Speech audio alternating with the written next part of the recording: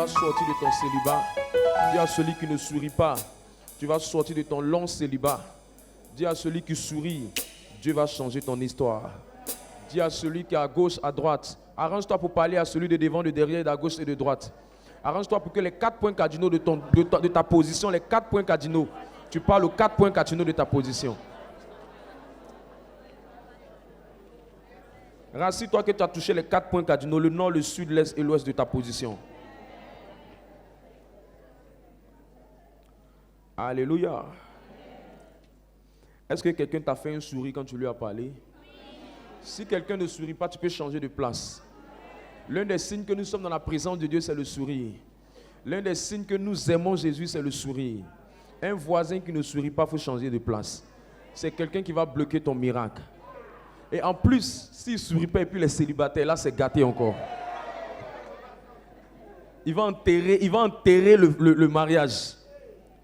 Et je refuse que tu sois assis à côté d'une telle personne. Au nom puissant de Jésus. Genèse le chapitre 2, le verset 18. Genèse le chapitre 2, le verset 18. Nous allons lire 2 portions d'écriture. Genèse le chapitre 2, le verset 18. Et Genèse le chapitre 2, le verset 21 à 24. Allons-y. On est dans le chapitre 2 toujours, verset 18.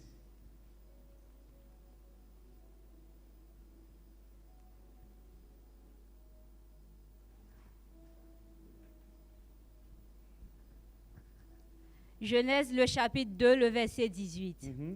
L'Éternel Dieu dit, « Il n'est pas bon que l'homme soit seul. Je lui ferai une aide semblable à lui. » Alléluia. Amen. La volonté excellente, la volonté parfaite, la volonté glorieuse, la volonté permissive, la volonté extraordinaire, la volonté parfaite, la volonté agréable, la volonté bonne de Dieu, c'est que chacun de ses enfants soit marié. Ce n'est pas l'écriture du modérateur Yves Roland Coiblanc, mais c'est une parole biblique. Et elle n'est pas inscrite dans le Nouveau Testament, parce que le Nouveau Testament a été écrit par des hommes qui ont été influencés par l'Esprit de Dieu. Mais tandis que l'Ancien Testament a été écrit par des gens qui ont été inspirés directement de Dieu. Or, l'inspiration qui vient de l'Esprit de Dieu puis l'inspiration qui vient de Dieu n'ont pas la même portée spirituelle. C'est comme quelque chose qui vient à l'état brut et puis quelque chose qui vient de façon ramifiée. Ce n'est pas pareil. Et ici, le livre de la Genèse a été écrit par un grand homme de la Bible qu'on appelle Moïse. Et Moïse a reçu les instructions de Dieu par une vision. Et elle était tellement claire qu'il n'y avait aucun ajout dans ce que Moïse a reçu.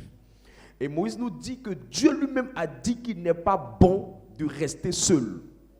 Dieu lui-même a dit qu'il n'est pas bon pour un être humain d'être célibataire. Alors regarde ton voisin, dis-lui, est-ce qu'il peut nous expliquer la raison de son célibat?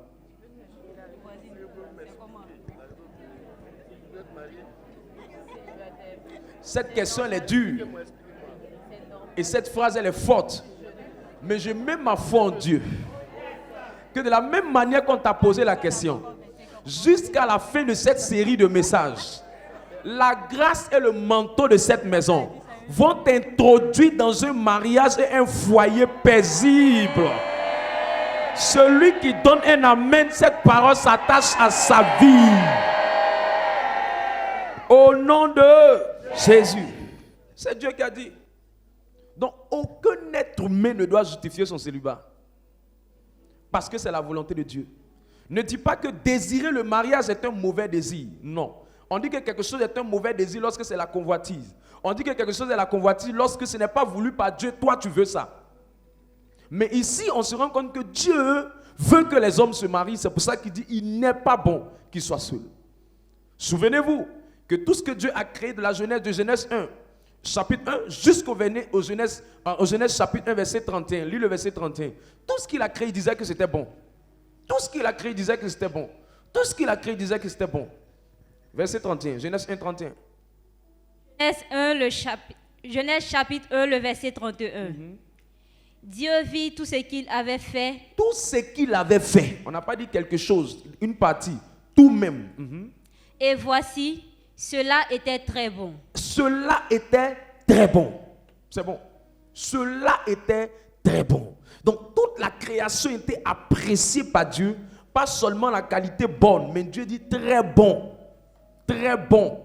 Mais lorsqu'il est arrivé sur l'homme et qu'il a vu que l'homme était seul, il dit, homme, il n'est pas bon que tu sois seul.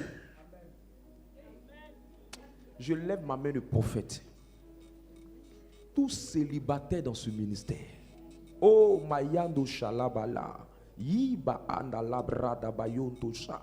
Père, je ne veux pas seulement prêcher, je ne veux pas seulement dire des mots, mais que derrière les mots, la grâce d'un mariage durable soit relâchée.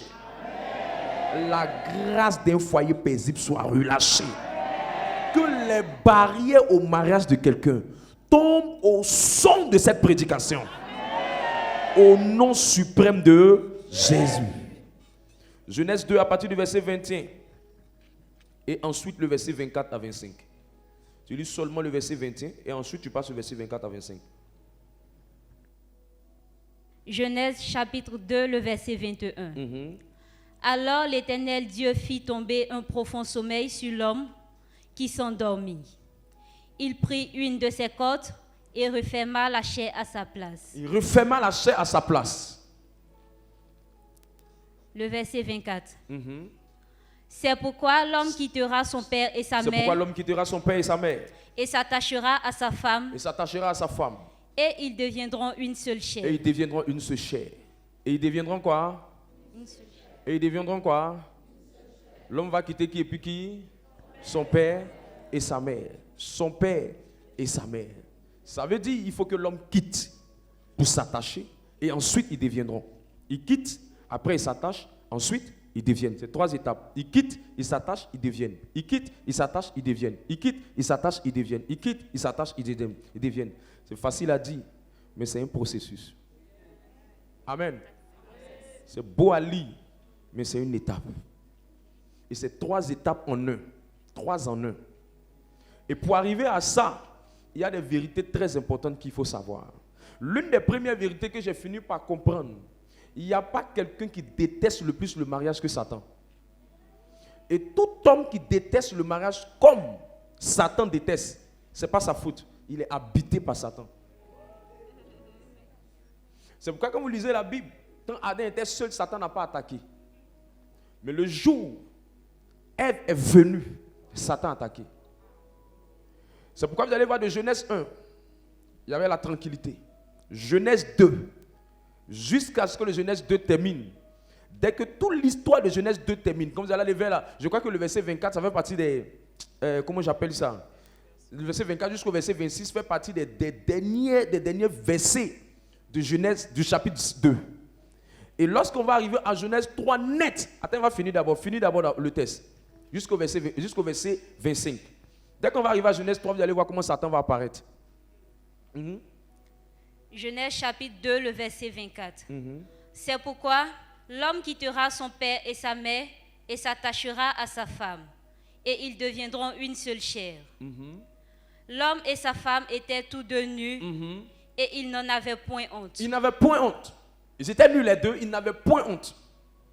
Ni la femme avait honte de lui, ni l'homme avait honte de lui, de la femme. Les deux n'avaient point honte. Ça aussi, c'est une autre révélation. J'ai 23 principes à t'enseigner pour que tu sois un mariage tranquille. Après ça, j'ai la ferme conviction que tu viendras avec une offrande potelée pour rendre un témoignage. J'ai la ferme conviction. J'ai la ferme conviction que le célibat de quelqu'un se transformera en mariage. J'ai la ferme conviction que là où ton mari est, je ne sais pas où il est caché, mais je sais qu'il va apparaître ici sans s'en rendre compte. Je ne sais pas où ta femme est. S'ils l'ont attachée, je sais qu'ils vont la déballer dans le beau cadeau que Dieu a réservé pour toi. Verset 26. Le verset 3 plutôt. Allons-y. Dès qu'il a fini de dire ça, on arrive au verset 3.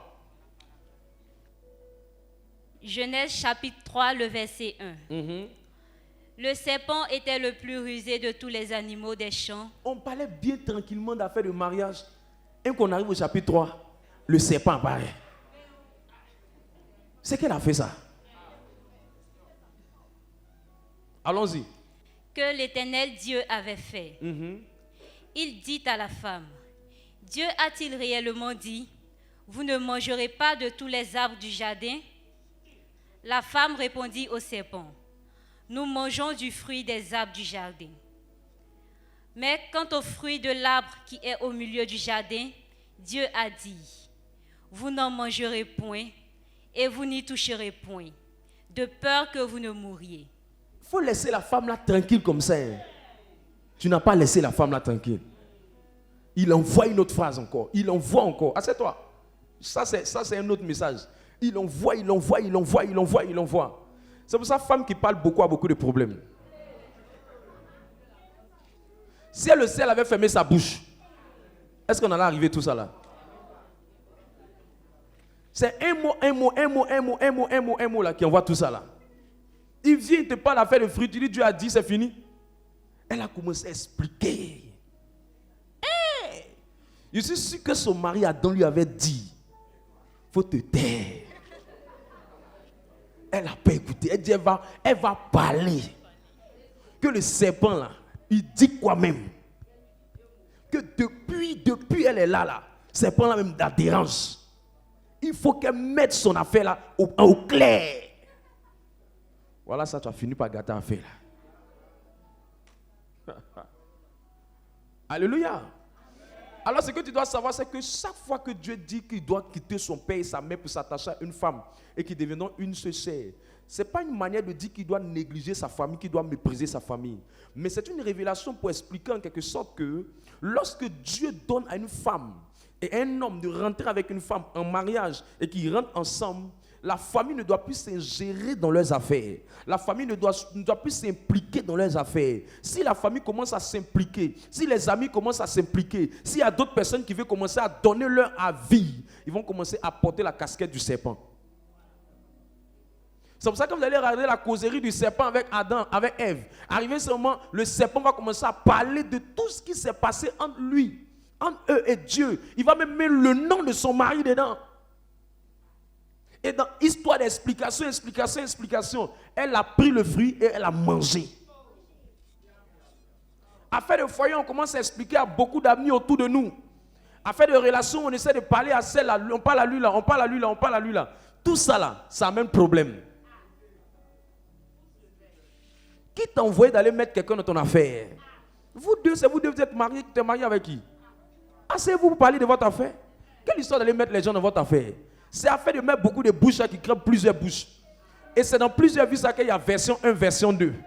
Quand version 1, version 2 rentre dedans, il commence à avoir plusieurs histoires. C'est là qu'on entend, j'ai entendu, lui l'a dit, celle-là a dit, et ça crée la confusion. Je prie que Dieu mette la paix dans toute relation et foyer. Au nom de Jésus. Plusieurs personnes restent longtemps célibataires. Et d'autres personnes échouent dans leur mariage. Tellement leur échec dans le mariage est fondamental, est profond, est réel. Il y en a d'autres même qui veulent sortir du foyer. Alors qu'ils sont déjà entrés.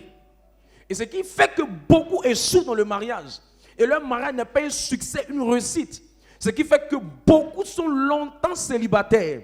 C'est parce que ceux qui sont célibataires veulent se marier pour de mauvaises raisons. Et comme ils veulent se marier pour de mauvaises raisons, ça fait que Satan rentre facilement dans leur foyer, facilement dans leur maison, facilement dans leur projet et réussit à empêcher la grâce du mariage de descendre dans leur vie. Et l'une des choses qui fait ça, c'est l'ignorance. L'une des choses qui fait que des gens veulent se marier, ils n'arrivent pas à entrer dedans. Et Dieu les garde célibataires. C'est parce qu'ils ne connaissent pas beaucoup de choses à propos du mariage avant de rentrer dedans. Mes amis, médicaments dont tu ne connais pas la notice, il ne faut pas prendre. Médicaments dont tu ne maîtrises pas la manière d'utiliser, il ne faut pas prendre. Ce n'est pas parce qu'on a dit il est bon, il soigne toutes les maladies, que ça veut forcément dire que dès que tu vas le prendre, il va te soigner. Non, il y a la manière de le prendre aussi qui influence la guérison. C'est pourquoi, quand des gens ne connaissent pas la notice du mariage et qui veulent commencer à entrer dedans, Dieu, pour les protéger parce qu'il les aime, préfère les garder célibataires. Il y a des célibataires qui sont volus par Dieu parce que Dieu sait qu'ils ne maîtrisent pas certaines choses concernant le mariage. Il y a des gens qui sont dans le mariage, que le mariage a surpris. Quand ils sont rentrés dedans, ils ont été dépassés, ils ont été découragés. Ils ont dit c'est comme ça se passe, c'est ce qui se passe dedans. Je ne savais pas. Hein? Et finalement, leur seule prière, c'est de prier pour qu'une messe de requiem arrive pour le mari ou bien pour la femme. Parce qu'ils savent que c'est le seul moyen pour eux d'avoir la liberté. Parce qu'ils ont déjà mis le pied dedans, ils ne peuvent plus sortir dedans. Il y en a d'autres personnes que Dieu maintient célibataires parce qu'ils veulent se marier, parce que pour eux, le mariage c'est le moyen pour avoir beaucoup de bisous, avoir beaucoup de rapports sexuels. Ils seront dedans du 1er janvier jusqu'au 31 décembre. Ils seront dedans, ils seront dedans. Et leur désir pour ces choses est tellement fort que Dieu voit que ceux-là s'y rentrent dedans. Au lieu que le mariage soit un bonheur pour eux, le mariage sera un poison pour eux parce qu'ils ne maîtrisent pas ce qu'ils veulent avoir dans le mariage. Il y en a d'autres qui veulent rentrer, qui sont maintenus dans le célibat parce que leur motif pour se marier, ce n'est pas seulement parce qu'ils veulent le sexe, mais c'est parce qu'ils se disent, j'ai pris trop de l'âge, j'ai pris trop de l'âge, j'ai pris trop de l'âge. Frère, mieux vaut être célibataire jusqu'à ce que tu sois prêt que de rentrer dans quelque chose qui va détruire ta destinée. Jusqu'à ce que tu sois prêt. Sinon, ça va détruire ta destinée. Ça va gâter ta vie. Ça va pourrir ton avenir. Ça va pourrir ton devenir. Il y en a d'autres que Dieu maintient dans le célibat. Pourquoi? Parce qu'ils regardent les gens autour d'eux, le regard des gens envers eux, les moqueries des gens envers eux. Ils disent, comme les gens se moquent de moi, comme les gens de ma génération sont en train de se marier, mes petites soeurs se marient, mes amis se marient, ceux même avec qui j'ai fréquenté se marient. Dis à ton voisin, le mariage n'est pas une course. Tu cours avec qui? Tu cours par rapport à qui? Tu poursuis qui? Est-ce que dans ton foyer là-bas, c'est là-bas que tu vas commencer à faire un rallye avec quelqu'un? Je prie que quelqu'un soit libéré de cette folie attachée au cœur de l'enfant. D'autres se sont mariés et ils sont rentrés dedans sans maîtriser la notice. Et maintenant, ils sont obligés de trouver les stratégies pour commencer à faire des bêtises dehors. Parce qu'ils n'ont pas compris les lois et les règles du mariage avant de rentrer dedans. Il dit, Dieu, je suis fatigué de cette histoire, mais je prie que ton mariage soit sauvé. Je prie que ton mariage soit sauvé. Au nom de Jésus. N'est pas marié qui veut, est marié celui que Dieu a choisi. C'est pourquoi la Bible, plusieurs fois dans les textes de la Bible dit, c'est l'homme sage qui bâtit la maison. En d'autres mots, c'est par la sagesse qu'on accède aux voies du mariage. Montrez-moi quelqu'un qui est marié, je vais vous montrer quelqu'un à qui Dieu a vu une certaine forme de sagesse. Montrez-moi quelqu'un qui est dans le bonheur dans le foyer. Je vais vous montrer quelqu'un qui n'est pas seulement, qui n'a pas vu des problèmes dedans, mais qui a eu la sagesse de dompter sur les problèmes et les transformer en bonheur pour lui. Montrez-moi quelqu'un qui arrive, à qui Dieu fait confiance, qui peut lui confier un mari, peut lui confier une femme. C'est une personne qui opère avec les lois de la sagesse. Et Dieu m'a mené ici ce soir pour parler à quelques personnes. Oui. Et mon message est de te révéler pratiquement du célibat jusqu'à ce que tu aies le bonheur conjugal. Toutes les lois de sagesse, tous les principes de sagesse que tu dois emmagasiner. Même quand tu es dehors pour bien rentrer, même quand tu es dedans pour bien gérer, afin que tu sois tranquille dans ce que tu vas faire. Si quelqu'un est avec moi qui me donne un bon amen. Lorsque nous parlons de mariage, c'est de quoi il s'agit concrètement? Lorsque nous parlons de mariage, est-ce que tu veux savoir? Alors prends ma définition. Lorsqu'il s'agit de mariage, il s'agit d'un homme, d'une femme qui se mettent ensemble avec deux caractères différents, deux éducations différentes, deux mentalités différentes, souvent même deux villages différents, mais qui doivent s'harmoniser et rester ensemble. Quand nous parlons de mariage, nous parlons de deux traditions différentes. Quand nous parlons de mariage, nous ne parlons pas d'une affaire de bébé. Nous parlons de deux personnes qui sont carrément différentes dans tout ce qu'ils font, même souvent dans leur manière de manger. Un aime manger avec la main, un aime manger avec la cuillère, un aime manger avec la fourchette. Mais malgré cette différence, ils doivent s'harmoniser pour vivre ensemble. Le mariage, c'est deux personnes de ce genre. Le mariage, c'est deux personnes de teint différents, mais qui doivent accepter leurs différences de teint. Le mariage, c'est deux personnes qui ont un mode de fonctionnement différent, mais qui doivent accepter le mode de fonctionnement de l'un et le mode de fonctionnement de l'autre. Le mariage, c'est deux personnes de sexe différents qui doivent s'harmoniser et courir dans la même direction.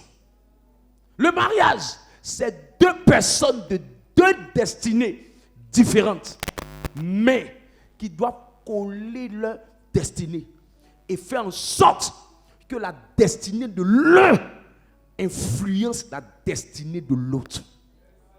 Le mariage, ce n'est pas une histoire de je suis venu, je fais comme je veux.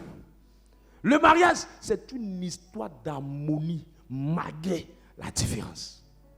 Alors demande à ton voisin, est-ce que tu es prêt pour ce match? Il dit quoi, il est prêt pour ce match?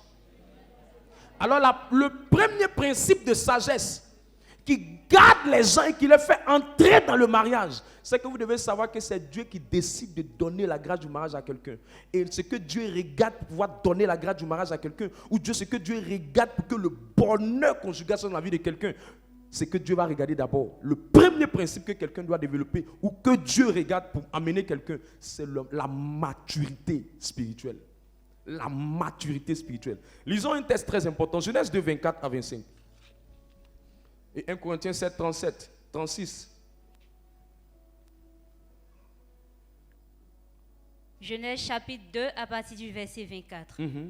C'est pourquoi l'homme quittera son père et sa mère et s'attachera à sa femme et ils deviendront une seule chair. Ils deviendront une seule chair, mais pour qu'ils deviennent une seule chair, il faut qu'il y ait un homme, il faut qu'il y ait une femme. L'homme, ça veut dire celui qui est mature.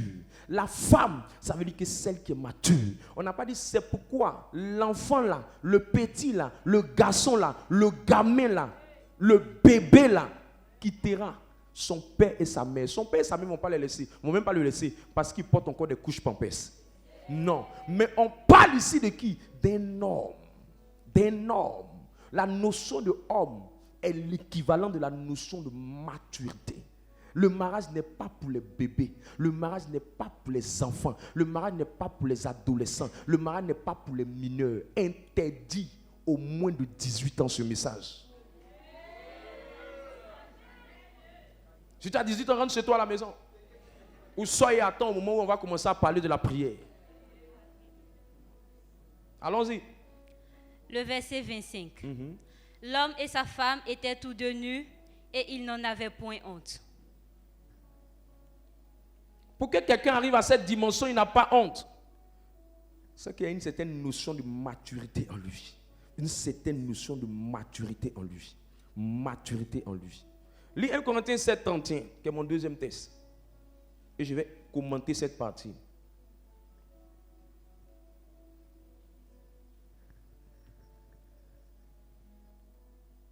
Corinthiens chapitre 7, le verset 31. 36 à 37. Prends 36 à 37 pour que tout le monde comprenne. 1 Corinthiens chapitre 7 à partir du verset 36. Si quelqu'un regarde comme déshonorant pour sa fille de dépasser l'âge nubile. L'âge nubile, c'est l'âge où Dieu trouve que tu dois te marier. Écoute, tu peux être physiquement âgé, mais dans le règne de l'esprit, Dieu voit une petite fille avec une coiffure de 100 000. Ce n'est pas ta coiffure qui fait ta beauté. Ce n'est pas ta coiffure qui fait ta grandeur, ton âge. Ce n'est pas ta forme qui fait ton âge. Ce n'est pas ta taille qui fait ton âge dans le mariage. C'est pas tes vêtements qui font ton âge dans le mariage. C'est pas ce que tu connais qui fait ton vêtement. C'est pas ton expérience sexuelle qui fait ton âge dans le mariage. C'est pas ton expérience en termes d'hommes que tu as connu. Que tu as connu les grands, que tu as connu des coups, que tu as connu des musclés, que tu as connu des moins musclés. Ça ne signifie rien. Ça ne signifie rien. Tu peux avoir connu tout ça, mais tu n'as pas l'âge nubile. Tu peux avoir connu tout ça, mais tu es une fillette dans la tête. Ne me dis pas, moi là, il y a l'expérience. Il y a l'expérience. Il y a l'expérience. Ça n'a rien à voir. Ça n'a rien à voir avec ton âge spirituel. Tu peux avoir un âge physique élevé, mais spirituellement, tu es bébé. Tu es bébé. Et quand Dieu regarde ça, il dit, est-ce que je peux lui confier un homme? C'est l'enfant de quelqu'un on va te donner. C'est la fille de quelqu'un on va te donner. Dieu ne peut pas vendre une créature pour laquelle il est mort à la croix. À un irresponsable, à une fillette, à une gamine qui ne connaît que seulement comment mettre, comment seulement se maquiller, comment seulement s'habiller, mais qui n'a pas l'âge que la Bible appelle l'âge de Bible. Vas-y, continue le test. Et comme nécessaire de la marier. Mais c'est l'âge de Bible, elle est nécessaire de la marier. Il est nécessaire qu'on la marie. Parce qu'elle a l'âge. C'est Dieu lui-même qui dit je te donne. C'est Dieu qui dit je ne donne pas.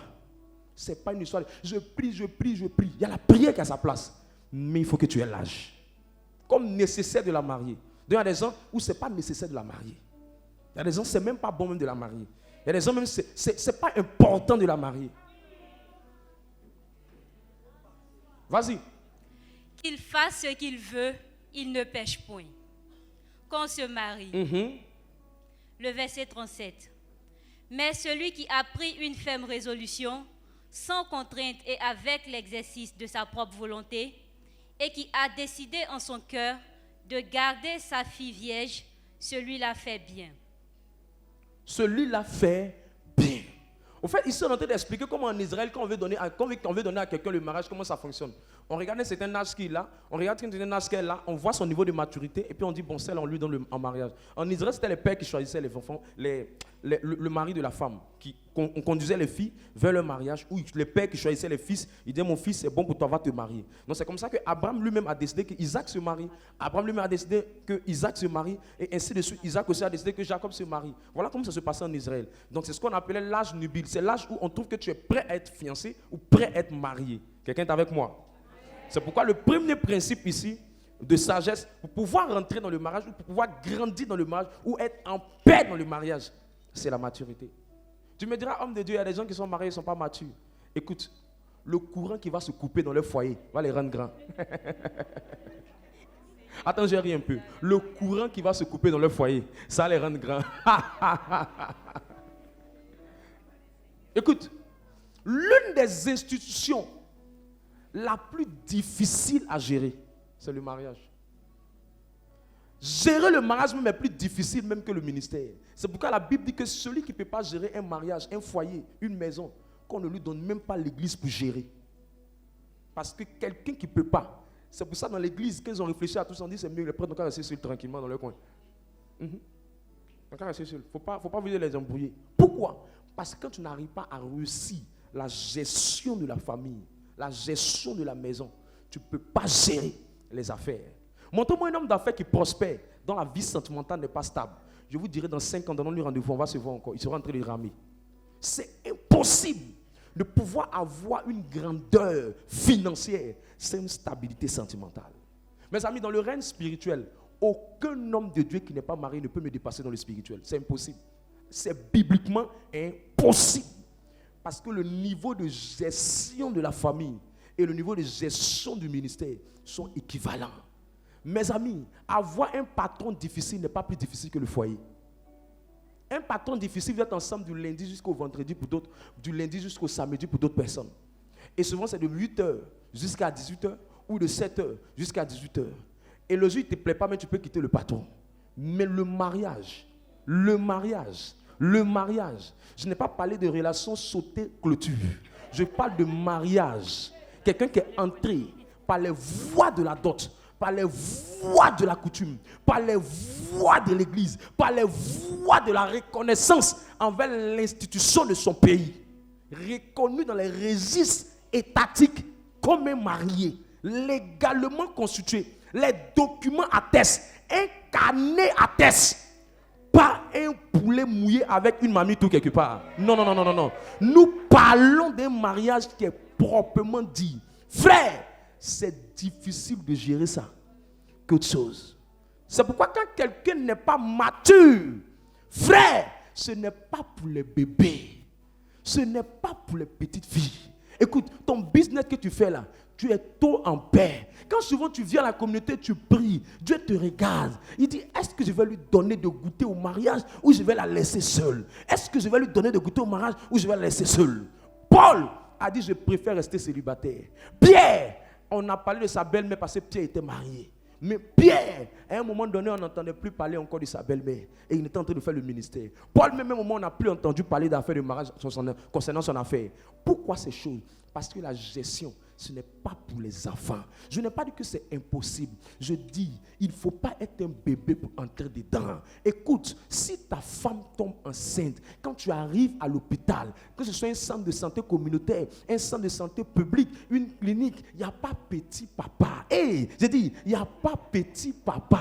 Il n'y a pas petit papa. Il n'y a pas une pharmacie où tu arrives là-bas et la pharmacie dit, oh, petite maman, nous voulons te donner des boîtes de lait parce que tu es une petite mère, tu n'as pas d'argent. Va et reviens avec la notice, tu vas me dire. Va et reviens avec la facture, tu vas me dire. C'est maintenant, ils vont t'encaisser. Il n'y a pas de l'amusement dedans. Quand tu vas mettre une femme enceinte, tu seras couché. La femme ne dort pas. L'enfant la fatigue. L'enfant ne dort pas. L'enfant fait ceci. Ce n'est pas pour les bébés. Frère, ne te lève pas comme ça pour rentrer dedans. Il faut chercher à devenir mature. Ma soeur, c'est parce que Dieu n'est pas sûr de ta maturité qu'il a peur de mettre ça dans tes mains. Parce que si tu fais l'erreur de mal choisir, tu fais l'erreur de mal choisir ta femme, tu fais l'erreur de mal choisir ton homme, tu vas vivre l'enfer, bien qu'étant vivant sur la terre. Il dit, tu vas voir le visage de la personne tous les matins, tu vas voir le visage de la personne tous les soirs, vous allez dormir ensemble, vous allez vous laver ensemble, vous allez manger ensemble.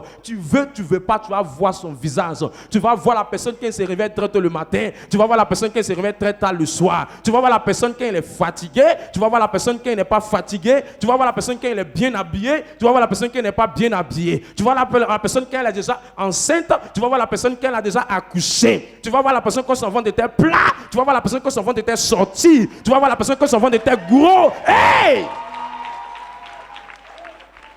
Hey! Dis à ton voisin, est-ce que tu es prêt?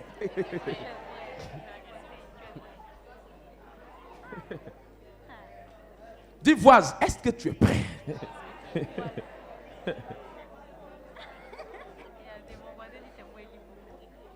Tu as goûté l'enfer. On n'est même pas encore arrivé au ciel. Et tu as goûté un peu l'enfer dans le foyer là. Est-ce que je parle à l'esprit de quelqu'un? Tu as goûté l'enfer un peu seulement. Un peu seulement. C'est pour ça que la Bible dit, mieux vaut habiter à l'angle d'une maison que de vivre avec une femme querelleuse. Le mariage, ce n'est pas pour les enfants. Les hommes qui meurent le plus vite, ce sont les hommes qui ont choisi des mauvaises femmes. Les femmes qui sont beaucoup maladives, parce que l'expérience de vie de la femme doit être toujours plus élevée que l'expérience de vie de l'homme. Ça, c'est Dieu seul qui a voulu comment ça se passe. Et il y a des exceptions à ce que je suis en train de dire. Mais la plupart des femmes qui vont vite, ce sont des femmes, on a blessé le cœur. Tellement blessé son âme, tu en termes de maladies liées au cœur. Or, dans le ministère de la guérison, les maladies liées au cœur sont les plus difficiles que toute autre maladie. Et c'est ça qui va précipiter le mort, précipiter la chute. Elle va commencer à vieillir en une seule fraction de seconde. Ses vergetures vont sortir, ça ne doit pas sortir. Son visage commence à se pâlir. Elle devient grande, mais un coup.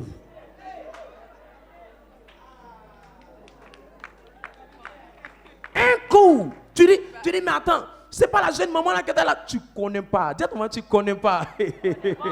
Tu connais pas. Souvent tu es là, Dieu te voit et dit, maman, tu es trop jolie pour là où tu es rentré. Faut te préparer. Faut te préparer. Un homme qui te fait souffrir, il rentre tard, il boit, il cherche femme, il est compliqué, il n'écoute personne, il vit sa vie 100 à l'heure.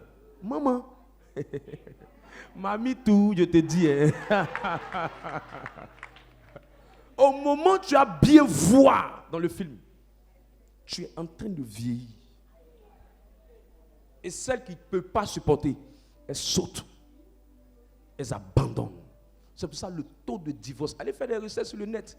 On est en train d'aller vers, on est en train de se rapprocher de 50% de divorce par année. Allez se rapprocher. Parce que les gens ne connaissent pas certaines vérités en ce qui concerne le mariage. Est-ce que je peux te parler d'une vérité? Comment on fait pour savoir que quelqu'un est en train de monter en maturité dans son mariage? Ou comment on fait pour pouvoir monter en maturité, pour que Dieu te trouve apte pour te donner le mariage? La première chose que tu dois savoir qui est très essentielle et qui est très importante, c'est que le mari que Dieu va te donner, ou le futur mari que tu vas avoir, la première des choses que tu dois savoir, qui est un indice de maturité, le mari que tu vas avoir, la femme que tu auras, ce n'est pas ton papa qui l'a éduqué. Ce n'est pas ta petite soeur. Ce n'est pas ton petit frère. Écoute, je suis en train de parler à quelqu'un. Faut changer, faut changer. Ce n'est pas ta petite soeur. Écoute, ce n'est pas ta maman qui l'a éduqué, l'a mis au monde. Ce n'est pas ton papa qui l'a éduqué. Ce n'est pas tes parents qui lui ont donné l'éducation. Chacun d'entre vous a une culture différente, une éducation différente. L'environnement dans lequel vous avez grandi, vous deux là, c'est différent. Tu ne peux pas demander à quelqu'un qui a vécu dans un endroit où papa, maman mangeaient à table. Et puis quelqu'un qui a grandi dans un endroit où ils étaient 50 enfants, ils luttaient à la maison. Une telle personne, si on parlait doucement là, ce ne sera pas pareil que toi qui étais habitué à l'environnement mode cocody. S'il vous plaît, venez vous asseoir à table, nous allons manger. Venez les enfants, venez, nous allons manger. Venez, nous allons manger. Toi, tu es habitué à ça. Lui là, hey, il est zigué. Et tu dois accepter cette différence.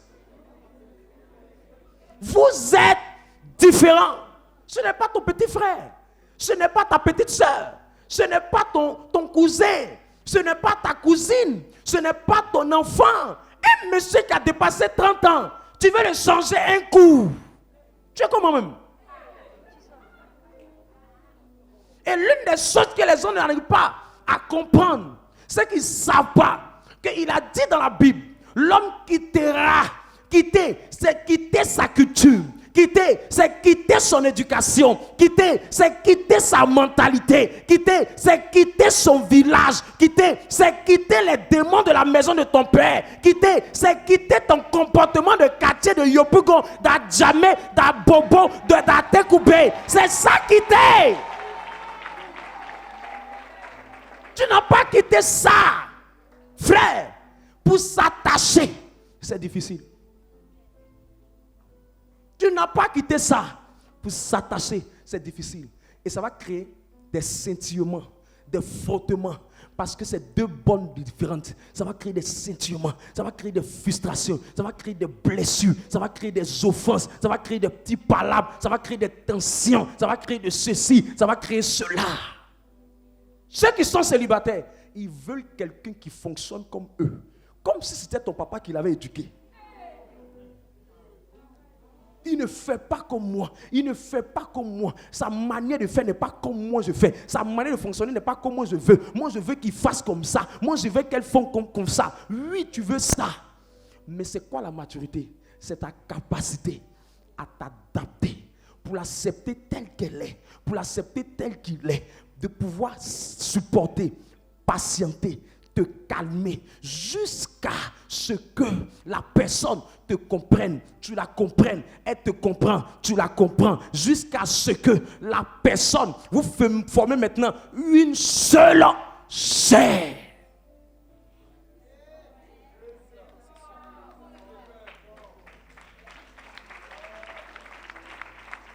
Toi un vient et tu le jettes. Un autre vient, tu le jettes. Un autre vient, tu le jettes. Tu ne sais pas.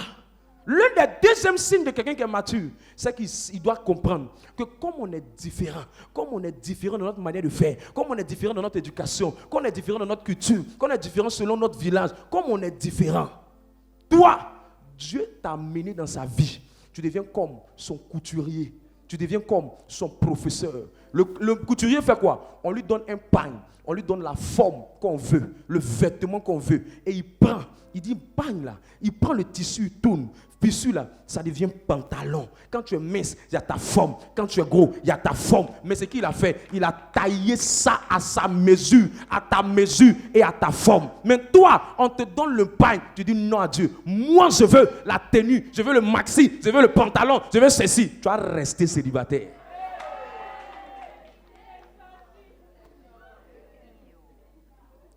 Tu vas rester célibataire. Vous ne serez jamais pareil. C'est pour ça qu'il y a des peuples qui disent, je préfère aller prendre quelqu'un de mon village. Même quand tu vas prendre ton village, il aura une différence. Et comme les gens ne supportent pas la différence, ils se déchirent. Des palabres qui ne doivent pas exister, existent. Est-ce que c'est le même sein qui vous a nourri? Est-ce que c'est la même assiette qui vous a nourri? Est-ce que c'est la même mère qui vous a nourri? Est-ce que c'est le même environnement où vous avez grandi?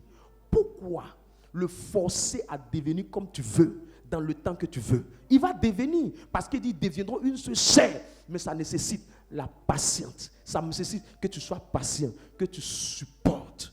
Et la capacité à supporter. Alors on dit, celle-là, celui-là, il est mature.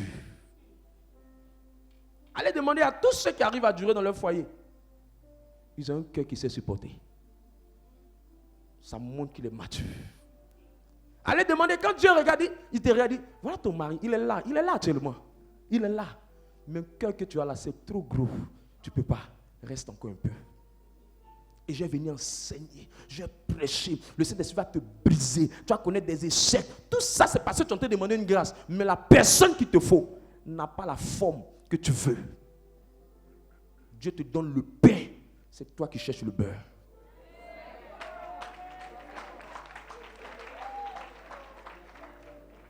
Pourquoi je suis comme ça? Pourquoi c'est comme ça? Je suis fatigué. Il sort seulement. Vous n'avez pas la même éducation. C'est un gars d'Adjamé. Adjamé, ils aiment les gens autour d'eux. Ils aiment qu'il y a des gens autour d'eux. Ils aiment la joie. Ils aiment fêter. C'est pas que c'est un gars qui aime beaucoup sortir. Mais ça peut être un gars, il aime tellement la joie. Tellement la joie qu'il préfère passer le temps avec les gens autour de lui. Ça peut être quelqu'un qui n'est pas vraiment agressif. Mais c'est quelqu'un, il parle trop fort. Parce que dans leur maison, il était beaucoup. Donc si tu parles petit, ils ne vont pas bien t'entendre. C'était une cour commune. Donc tu peux pas, souvent même la personne, tu peux voir quelqu'un, une femme, elle peut crier, mais son cœur peut ne pas être mauvais. Mais elle a grandi dans un environnement où on lui a montré que s'exprimer pour se faire comprendre, il faut crier. Il faut prendre le temps pour changer, doucement. Si on t'a dit, mais tu élèves le ton sur moi, mais tu me parles avec un certain ton. Toi, au départ, ça va te fatiguer. Mais elle le fait pas consciemment, mais à cause de l'environnement dans lequel elle a grandi. Et c'est ça là qui monte. Quand tu as ce cœur de patience, pour supporter, pour t'adapter, adaptation, capacité à supporter, capacité à patienter, voilà la maturité dans le mariage. Ne dis pas ma copine, elle a fait sa dot, vous n'avez pas le même cœur. Ne dis pas le monsieur là, il allait se marier, vous n'avez pas le même cœur. Et puis c'est bizarre, Dieu donne toujours bagage que tu peux supporter. Non, c'est trop fort pour moi. Écoute, tu ne peux jamais supporter pour celui d'à côté. C'est pour ça qu'on ne se met jamais dans la parole d'un foyer. Tu peux donner tes conseils, mais pas donner une position. Parce qu'elle même quand elle est en train de se plaindre, Dieu a préparé son cœur à ça, elle ne veut pas accepter. Ce que toi tu ne peux pas, l'autre peut supporter. Mais sa capacité à patienter, capacité à s'adapter, capacité à supporter, à dire je prends ça, je jette ça, j'attrape ça, je fais doucement. Mais tu penses que c'est ton petit frère. C'est ton petit frère à qui tu vas parler. Je dis, il faut changer. Il faut changer.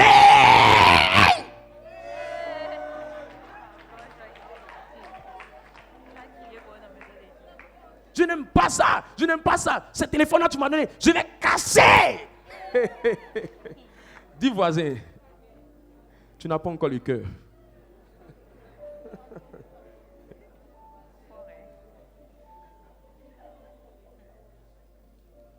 La femme, quand tu veux rentrer dans le mariage, il faut savoir que tu vas devenir professeur. Tu vas enseigner. Tu vas parler. Tu vas patienter que l'élève fait des erreurs. Tu dois apprendre. Il y a un domaine où toi tu es plus fort, l'autre est faible. Il y a un domaine où toi tu es plus expert, l'autre est moins expert. Il y a quelque chose que toi tu maîtrises, l'autre ne maîtrise pas. Il y a une manière que toi tu as, qui est la bonne, l'autre n'a pas cette manière. Il y a une manière de parler qui est la bonne, l'autre n'a pas cette manière. Il y a une manière d'agir qui est bien chez toi, l'autre n'a pas cette manière. Toi, quand tu es mature, tu peux supporter, tu peux patienter, tu peux coacher, tu peux redresser, tu peux bâtir. Tu peux être là, tu peux conseiller, tu peux soutenir, tu peux aider, tu peux assister. Quand c'est mûr, la Bible dit, celui qui arrose le figuier mangera de ses fruits. On dit, il y a comment le couple là? Ils sont beaux, ils sont beaux. Ils n'ont pas vu quand ils étaient derrière le rideau. Un jour, elle lui a dit, moi là, je n'aime pas trop qu'on reste à la maison. Il faut qu'on parte de temps en temps manger. Le gars, il n'aimait pas ça. Mais comme la Bible dit, il doit former une seule chair. Il ne fait pas ce qu'il aime. Il doit faire de sorte que l'autre aussi soit content de lui. Donc, à cause de ce que lui n'est pas habitué, les casaniers, lui, à cause de l'autre, pour s'adapter à sa manière, il doit changer sa manière. Et quand il change sa manière et que l'autre est content, la grâce couvre au milieu d'eux. Mais quand ils disent non, moi je n'ai jamais aimé ça. Mes parents disent la maison, le travail, la maison, le travail. Il va s'attraper une petite mamie pète. Je parle à l'esprit de quelqu'un. Je parle à l'esprit de quelqu'un. Tu ne compares pas à quelqu'un qui a duré dans l'environnement. L'environnement a travaillé son éducation. Et ceux qui font ça, quand Dieu dit, il dit, celle elle a l'âge nubile. Elle a l'âge nubile. Elle a l'âge nubile. Elle a l'âge nubile.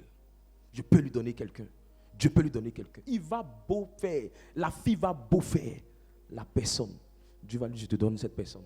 Je te donne cette personne. Et Dieu te donne. Quand Dieu sait que tu n'es pas prêt, ce que vous appelez échec sentimental, c'est école de formation. J'étais blessé. Mais ton cœur, tu as trop un cœur Roméo et Juliette. On doit te former. Dieu doit te bâtir. Goumen 1, Goumen 2, Goumen 3, Goumen 4, Goumen 5. Ça te fait mal. Mais c'est en train de travailler quelque chose. Pourquoi tu évolues de Goumen en Goumen? C'est parce que la leçon du Goumen 1, tu n'as pas tiré ça pour le Goumen 2. Donc Dieu dit, alors avec Dieu, on ne saute pas les étapes. Jésus est passé par 4 tentations. Il y a toutes les 4, il les a validées avant de partir à la prochaine étape. Toi, tu ne valides pas les 3 gourmets qui te permettront de rentrer dans la grâce. Il dit, attends encore. Et tu es là, non, mes relations, ce n'est pas tes relations qui échouent. C'est ta transformation que tu ne refuses d'accepter. Ton cœur est trop dur. Ta tête est trop dure. Tu veux imposer ta manière à Dieu. Dieu dit, je ne veux pas. Tu vas t'adapter. Et tu es là, tu dis, je ne veux, c'est quoi même, pourquoi? Il dit, alors, prends un autre gourmet encore.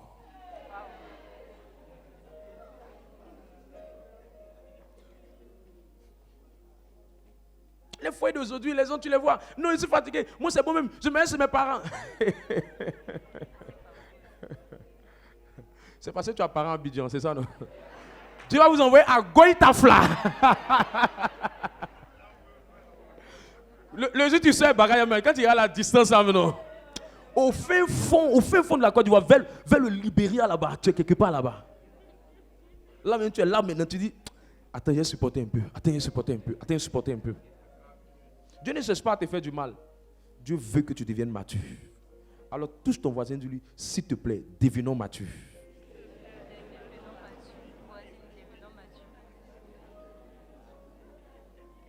C'est pour ça qu'on dit aux gens, gérer les âmes. Ils pensent qu'au fait, elle est fatiguée. Tu ne connais pas le type de mari que tu vas avoir. De toute façon, les âmes fatiguent. Dieu dit, celui qui ne peut pas gérer sa maison, pas gérer le foyer. Donc ça veut dire, pendant que tu es en train de gérer les âmes, tu es en train de prendre l'expérience pour gérer les hommes. Pour gérer l'homme que tu as marié ou pour gérer la femme que tu as mariée. Ça s'apprend. Et dans la gestion des âmes, là, tu apprends tout ça là. Tu vas parler à quelqu'un, il entend aujourd'hui, il oublie. Tu dis, il faut venir t'asseoir, il faut venir à la prière régulièrement. Il comprend. Mais il dit, oui, il a compris. Après ça, tu ne le vois pas venir. Tu es obligé de supporter, d'être patient. Te dire que ça va venir avec sa maturité. Il faut le laisser faire. Il faut prier pour lui. Il faut le soutenir. Si tu ne comprends pas ça, tu vas te fâcher. Tu vas dire plus jamais tu vas me voir prier pour toi. Je ne veux plus prier pour toi. Ça va t'énerver. Mais tu dois être patient. Tu dois être patient. Et c'est ça que tu apprends à l'école des âmes. C'est ça que tu apprends en gérant une fraternité. C'est ça que tu apprends en gérant des membres. Toi, sur toi, non, tu es fatigué. Gérer une fraternité. Je suis fatigué de ça. Tu ne connais pas. Tu ne connais pas. Il y a des hommes. Le gars, il mange même. Il lave sa main comme sa manière de faire. Il y a des hommes qui sont attachés à leur maman, attachés à leur maman. Tout, il va mettre sa maman dedans. Mais doucement, doucement, doucement, le détachement va se créer. Il y a des hommes qui sont attachés aux femmes. Doucement, il t'a mis avec une telle personne. Parce que toi, tu as la grâce pour lever ça dans son corps. Personne ne peut prendre un bagage que Dieu n'a pas préparé son cœur pour ça. Personne ne peut gérer quelque chose que Dieu n'a pas préparé son cœur pour ça. Toi, tu aimes ce qui est cuit, alors que quelqu'un est déjà arrosé. C'est pour ça que beaucoup aiment sortir avec les hommes mariés. Tu penses que lui, il est fou. Tu penses qu'il est fou. Il y a quelqu'un qui l'a supporté. Il y a quelqu'un qui était avec lui. Il y a quelqu'un qui a géré avec lui. Il y a personne qui a porté son cœur, qui a porté ses prières, qui a porté ses fardeaux. Toi, il sait que tu aimes ce qui est mûr. Tu seras sa 259e femme, comme Pharaon, comme Samson. Pourquoi? Parce que tu n'as pas compris qu'il faut apprendre à gérer ça. Il faut apprendre à gérer ça. Est-ce que je parle à l'esprit de quelqu'un? Donne-moi le plus puissant de tes amens. Deuxième chose, quand tu veux grandir à l'école de la maturité, ne rentre jamais dans les voies du mariage si tu ne sens pas une certaine forme d'ouverture financière. Le signe que Dieu veut que vous vous mariez, c'est qu'il va regarder une ouverture financière venir. Quand Dieu veut attester que c'est l'heure du mariage de quelqu'un, il permet à l'homme d'avoir un chemin vers la stabilité financière. Quand Dieu veut attester, quand vous voulez savoir par A plus B, sans vous fatiguer après 1 an ou 2 ans de relation, vous voulez savoir que c'est l'heure de vous marier, sans prophétie. Il y a une ouverture financière qui va s'ouvrir dans la vie de l'homme, pas dans la vie de la femme, dans la vie de l'homme. Quand ça s'ouvre, c'est le signe que Dieu veut que vous mariez. Parce qu'avant Genèse 2, 18, on avait Genèse 2, 15. Lis Genèse 2, 15. Dieu a d'abord donné le travail, après il a donné femme. Toi, tu ne sais même pas gérer l'argent, tu n'as même pas maison.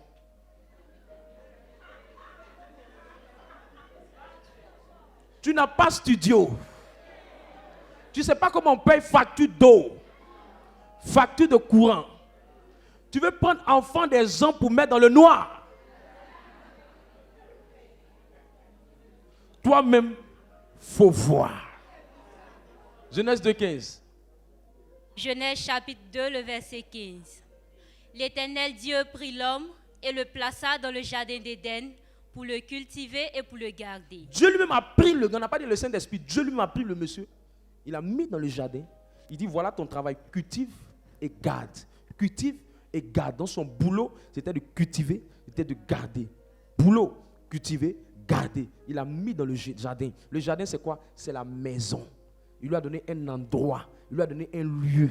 Il a quitté son père, il a quitté sa mère, il a quitté sa famille biologique. Il est parti quelque part où il est arrivé maintenant à cultiver et à garder. Le grand signe que c'est l'heure de ton mariage. Une stabilité financière commence à venir. Une stabilité professionnelle commence à venir. Une stabilité dans tes affaires commence à souffler. Ça commence à démarrer. C'est un signe de Dieu pour dire, tiens-toi, marie-toi rapidement. L'argent qui vient après cette stabilité-là, on ne prend pas ça pour commencer à faire business. On investit dans son mariage et Dieu multiplie ça. Parce qu'il sent maintenant qu'il peut faire un projet avec toi. Parce que Dieu n'a jamais béni une seule personne. La Bible dit Dieu les bénit. Dieu bénit toujours les deux. Et Dieu les donne la domination. On domine quand on est deux. Parce que quand l'autre est faible, l'autre peut le relever. Quand l'autre est faible, l'autre peut relever l'autre. Voilà pourquoi. Verset 18 maintenant. Chapitre 2, le verset 18. L'Éternel Dieu dit, il n'est pas bon que l'homme soit seul. Il est mis pour qui? Adam. Il est mis pour qui?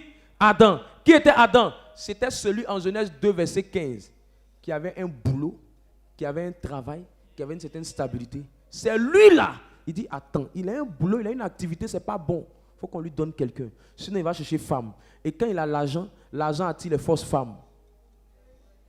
Donc, il faut tout faire pour qu'il ait femme. Il faut tout faire pour qu'il trouve quelqu'un. Il dit, je lui ai lui trouver une aide. Une aide, c'est qui? C'est quelqu'un elle-même qui peut facilement l'assister dans ce qu'il va faire. Une aide, c'est qui? Une aide, c'est que tu as un bagage dans ta main et il y a quelqu'un qui va t'aider à porter le bagage. Tu as une vision, il y a quelqu'un qui va te faire porter la vision. C'est pourquoi la plupart des aides que Dieu amène, elles viennent toujours pour pousser la vision de l'homme, pour pousser la mission de l'homme, pour pousser la destinée de l'homme, pour pousser la vie de l'homme. Et ça, c'est parce qu'elle est une aide. Et elle est une aide, et cette aide-là, elle vient jouer son rôle dans la vie de l'homme. Elle sait où il va, et elle assiste dans ce qu'il est en train de faire. Mais il faut qu'il ait quelque chose. Mais tu ne vas nulle part qui va t'accompagner où tu vas en brousse. Tu ne vas nulle part qui va t'aider dans le désert. Tu n'as rien à prendre qui va venir t'aider. On aide quelqu'un qui a soulevé quelque chose, tu n'as rien soulevé. Tu ne soulèves rien, tu ne vas nulle part. Tu n'as rien à faire, tu n'es pas occupé. On va t'aider comment? Cet homme-là, il est bon qu'il soit seul. Je ne lui ferai aucune aide. Parce que lui-même, il ne s'aime pas pour s'aider lui-même. Est-ce que je parle à l'esprit de quelqu'un? Est-ce que je parle à l'esprit de quelqu'un? Ne cherche pas un prophète pour te dire à quel moment je dois me marier. Le moment où tu dois te marier, c'est la stabilité financière. C'est pour ça qu'il t'a donné les raisons. Il faut que quelqu'un t'aide. Si on ne t'aide pas, ce n'est pas bon. Sinon, tu seras comme Salomon. Beaucoup d'argent, beaucoup de femmes. La femme qui sera prête pour toi, au moment où tu es en train de monter dans la stabilité, elle va commencer à se dessiner vite. Elle ne va pas se dessiner quand tu seras en train de monter dans l'essor. Tous ceux qui viennent quand le fruit est déjà mûr, fais attention. Chaque fruit qui est mûr, il y a beaucoup de gens qui veulent manger le fruit. Chaque fruit qui est mûr, il y a beaucoup de gens qui veulent manger le fruit. Même toi, quelque part, vois une mangue qui est mûre, tu penses que tu es seul. Si tu ne fais pas attention, tu tournes autour. Tu vas voir qu'il y a des insectes qui ont rongé un côté de la mangue. Parce que tout le monde aime ce qui est mûr. Tout le monde aime ce qui est mûr. Est-ce que je parle à l'esprit de quelqu'un? C'est cette capacité qui va faire que tu vas gérer certaines situations, gérer certaines charges, gérer certaines pressions, gérer certains défis, gérer certaines choses. Tout ça, ça part de quoi? Ça part de ce que toi-même financièrement, il y a un peu qui est là. Il y a un 5 pains, 2 poissons qui est là, que Dieu peut multiplier maintenant par le foyer, en amenant quelqu'un dans ta vie. Celui qui est avec moi me dit un puissant Amen. Donc quand tu entends dire celui-là c'est un irresponsable, c'est 2 choses. Il n'a pas le caractère pour gérer. 2, il n'a pas la capacité financière pour amortir les charges, gérer les besoins. C'est encore un irresponsable. Et tous les parents, eux, ils ne regardent pas le premier signe de maturité. Ils regardent généralement le 2e signe de maturité. La stabilité financière, la stabilité professionnelle. Je libère la stabilité financière de quelqu'un dans le nom de Jésus-Christ. Je vois quelqu'un cette saison qui va se marier avant décembre. Je prophétise que quelqu'un va recevoir la grâce du mariage avant décembre. J'appelle des 4 points cardinaux de cette nation où ton mari est. Je l'appelle du nord, du sud et de l'est. Et je lui commande de venir dans le nom de Jésus-Christ. 2e principe de sagesse avec lequel je termine. Il faut bâtir sa relation ou son foyer sur Dieu. Il faut bâtir sa relation ou son foyer sur Dieu. Matthieu 19, 4 à 6. Écoute, tout ce que Dieu n'est pas dedans là, il y a problème dedans. Tout ce dont Dieu n'est pas dedans, il y a problème derrière. Matthieu 19, 4 à 6. Matthieu chapitre 19 à partir du verset 4. Il répondit: n'avez-vous pas lu que le Créateur, au commencement, fit l'homme et la femme? Et qu'il dit... Et il dit quoi? C'est pourquoi l'homme quittera son père et sa mère et s'attachera à sa femme et les 2 deviendront une seule chair. Tu as vu, même Jésus m'a redit encore le même test parce que c'est un test qui est très important. Vas-y. Ainsi, ils ne sont plus 2, mais ils sont une seule chair. Ils sont quoi? Une seule chair. Continue. Que l'homme donc ne sépare pas ce que Dieu a joint.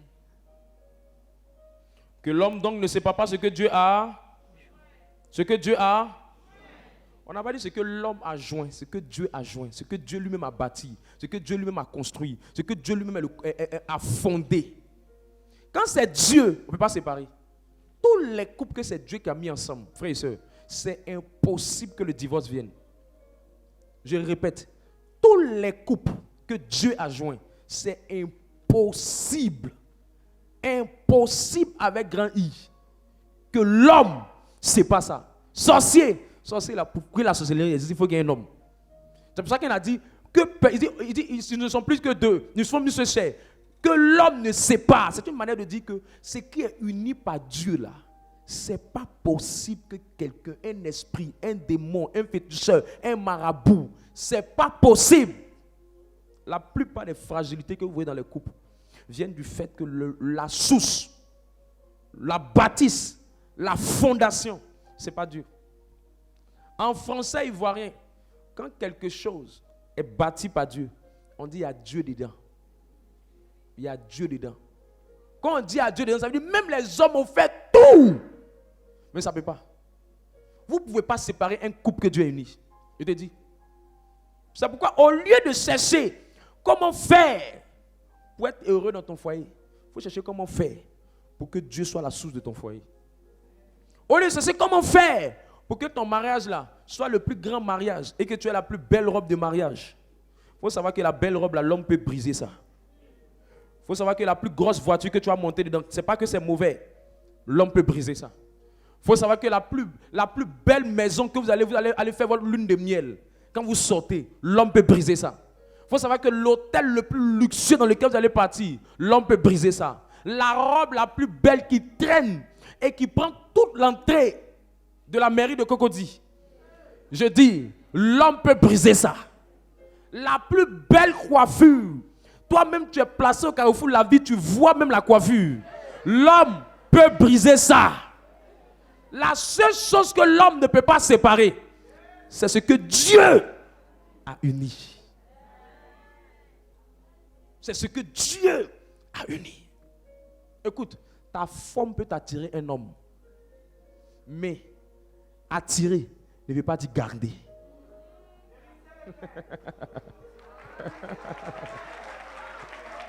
Il dit que l'homme ne sait pas ce que Dieu. Ta forme peut attirer. Mais l'homme peut briser ça là. Il y a une autre qui aura plus de forme que toi. Elle va briser ça. Mais quand c'est Dieu, il n'y a pas l'homme pour ça. Je dis, le sorcier, même la grand-mère du sorcier, le plus grand de ta famille, je dis, il n'existe pas pour arrêter ça. C'est pour ça les faits par des gens, ils mettent dessus que personne ne sait pas ce que Dieu a uni. Mais la question qui ne se pose pas, est-ce que c'est Dieu qui a uni? Est-ce que ça vient de Dieu? Est-ce que Dieu est le fondateur de ça? Est-ce que ça a démarré en Dieu? Sinon, tu peux tellement avoir de jolis yeux que les gens vont te faire la cour, que les gens vont vouloir te marier. Mais ça, tes yeux ne peuvent pas garder l'homme là. Tu sais, tout ce que l'homme humainement possible peut faire, il y a toutes les stratégies. Tu peux aller même voir un marabout pour qu'un homme soit fond de toi. Tu peux même être un gars stratège. Tu prends l'argent, tu touches le cœur de la fille, elle veut se marier avec toi. Va demander aux footballeurs, va demander aux joueurs de golf, va demander aux joueurs de tennis. Les plus grands taux de divorce sont venus parce que la fondation, c'était l'argent. Or, l'argent ne peut pas garder. C'est Dieu qui peut garder quelque chose. C'est Dieu qui peut unir quelque chose. Et ça va demeurer longtemps. Quand tu vois un couple, on dit 50 ans de mariage, 20 ans de mariage, 30 ans de mariage, 19 ans de mariage. C'est Dieu qui est derrière. C'est Dieu qui est derrière. C'est Dieu qui est derrière. Ne vous battez pas pour attirer par vos propres capacités. Battez-vous pour que Dieu soit la source. Le premier initiateur du mariage, c'est Dieu. Le premier fondateur du mariage, c'est Dieu. Même un prophète ne peut pas te dire exactement la personne que tu vas marier. Même les prophéties ne peuvent pas te donner exactement. Les prophéties peuvent te donner plus ou moins le genre, le type. Mais exactement, les prophéties ne peuvent pas te donner. La seule personne, c'est Dieu. Si Dieu veut te montrer un rêve, il peut te montrer un rêve. Mais l'homme, par révélation, c'est difficile. Même les prophètes ont levé leur affaire dedans. Parce que tous ceux qui sont mariés par les prophéties ont divorcé aussi par les prophéties. Parce que c'est la prophétie qui les a unis. Mais là, je ne te parle pas de la prophétie. Je te parle de ce que Dieu lui-même a uni. Il va aller en France. Si Dieu dit, lui là, c'est lui, je dis, il va être pour toi. Reste tranquille. C'est pour ça qu'il dit, il n'est pas bon que l'homme soit seul. Moi Dieu, je lui ferai. C'est Dieu qui fait. C'est Dieu qui met l'amour. C'est Dieu qui dispose les choses. 3 choses quand c'est Dieu qui a uni, qui viennent. 3 choses qui sont dedans. La personne ne va même pas comprendre. L'amour que l'homme a pour toi est plus fort que l'amour que la femme a pour l'homme. Première chose, c'est que quand Dieu est derrière quelque chose, un couple, Dieu met beaucoup d'amour dans le cœur de l'homme que de la femme. Parce qu'il est très difficile à un homme d'aimer pendant longtemps. Mais il est très facile à une femme d'aimer pendant longtemps. La plus grande difficulté de l'homme, c'est aimer longtemps. C'est pour ça, Dieu fait tout pour que la dose de l'amour de l'homme soit plus élevée que pour la femme. Pour garder le couple ensemble. Pour garder pendant des années. Pour garder pendant la longévité. Parce que quand tu vas voir la femme, tu es très content, c'est forme de guitare. Quand elle va te faire 2 garçons, on va voir, ça va ressembler à un robinet. L'amour. Si Dieu a mis l'amour, je dis, la Mami Wata, la Jézabel de la terre, elle ne peut pas. Je dis, elle ne peut pas. Elle ne peut pas. Quand l'homme t'aime, l'homme va t'aimer pour ce que tu es, pour ta personnalité, non pour ce que tu as. Il va aimer même tes défauts. Ma soeur, cesse à ce que ce soit Dieu. Les gens vont dire, oh, elle met beaucoup de sel dans la nourriture. Je dis, c'est Dieu qui a mis l'amour. Il va dire, tu n'as pas idée, c'est mal doux.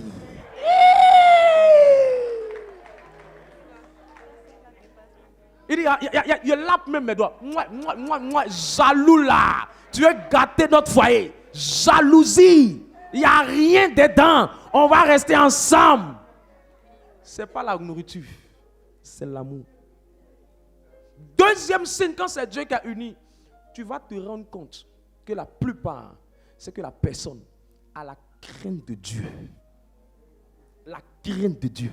La crainte de Dieu, c'est différent de la peur de Dieu. La personne respecte et honore Dieu.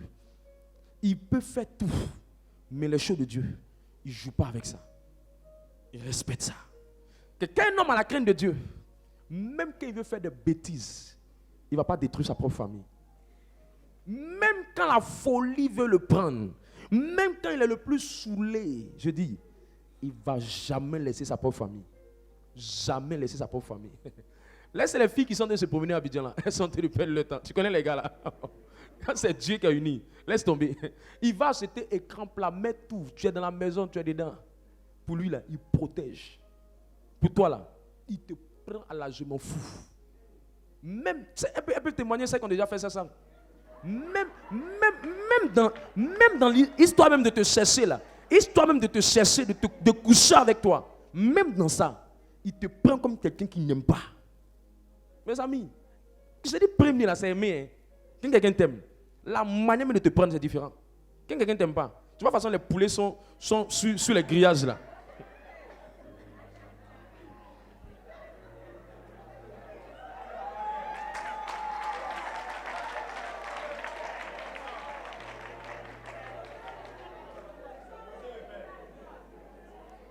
Interdit au moins de 18 ans.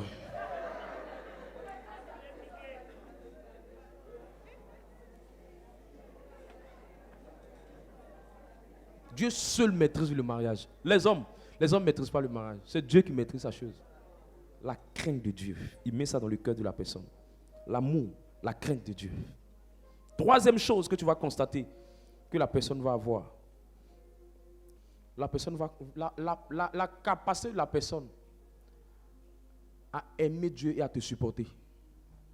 À aimer Dieu et à te supporter. Mes amis, quand Dieu a mis quelqu'un pour toi, il faut rester tranquille. Tu as un comportement bizarre, il te supporte. Il te supporte. Il te supporte. Il va se plaindre. Devant toi, il peut faire le malin. Mais ailleurs, il sait que tu es pour lui. Je sais de quoi il te parle. Et comment tu fais pour que tu sois, ta vie sentimentale, quand tu chemines avec quelqu'un, ton foyer soit bâti sur Dieu. Rendez-vous mercredi prochain.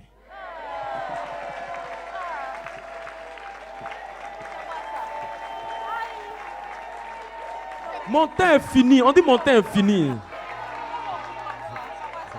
On dit mon temps est fini. Ils m'ont déjà donné papier. On dit mon temps est fini. Que je déborde maintenant. Donc ils sont en train de faire tout pour respecter. Prends ton ticket le mercredi prochain. Sois là plus vite. Je te dis, il y a 23 principes à te montrer. On parlera des choses et des choses. Laissez vos enfants venir les dimanches, pardonnez. Au nom de Jésus. Tiens-toi sur tes pieds.